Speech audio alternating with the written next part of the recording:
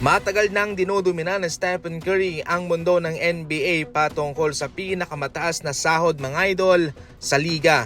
Sa ngayon, sa ikawalong pagkakataon, siya muli ang highest paid NBA player sa season na ito, kung saan siya ay sumasahod lang naman ng halos 56 million sa season na ito mga idol.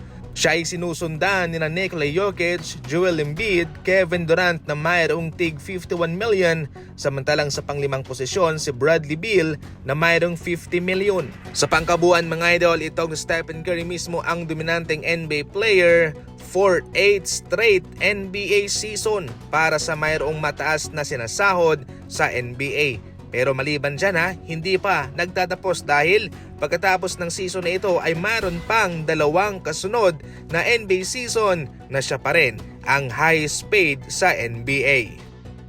Kung pag-uusapan naman ng highest paid mga idol, pasok nga ho rito ang Big 3 ng Phoenix Suns na sina Kevin Durant na mayroong 51 million, si Bradley Beal 50 million at si Devin Booker 49 million.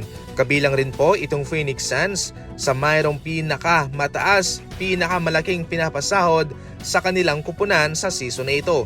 Subalit sila'y natanggal ng ngaho sa playoff contention at bigo pa rin naman silang makapasok sa play-in bracket man lang. Dahil dito isa itong malaking kapalpakan sa kanila.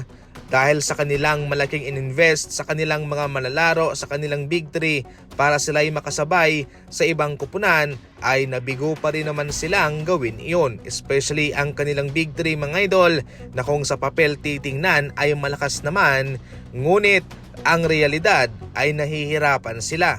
Marami rin po ang nakakaalala sa sinabi ni Devin Booker bago magsimula ang NBA season na napatanong siya kung sino nga raw ba ang gwagwardya sa kanila, sino ang babantay sa kanilang Big 3. Well, definitely wala dahil hindi na sila makakalaro sa playoff. Eto ang mga laban natin ngayon mga idol, pumili ka lang dyan at maliban sa ating mga main event, pwede ka ring pumili dito ng ibang mga laban. Napakasimple lang po, ang link ay nasa comment section sa mga gustong tumalpak. Ilagay ang ating promo code at sa mga first timer, malaking bonus ang naghihintay sa inyo. Nasa comment section lang saan ka kampihan na. Sa ating huling balita naman, mayroong rekomendasyon si Kendrick Perkins na kunin raw ng Dallas Mavericks itong si Kevin Durant dahil ito ang magpapa-unstoppable sa kanila sa NBA. At heto naman ang isang trade proposal mga idol na siyang magpapapunta kay KD sa Dallas Mavericks. Matatanggap ng Dallas si Kevin Durant, matatanggap ng Suns si Klay Thompson, PJ Washington, Caleb Martin, Dwight Powell, Olivier Maxence, Prosper. Nandyan pa si Jaden Hardy at dalawang first round pick.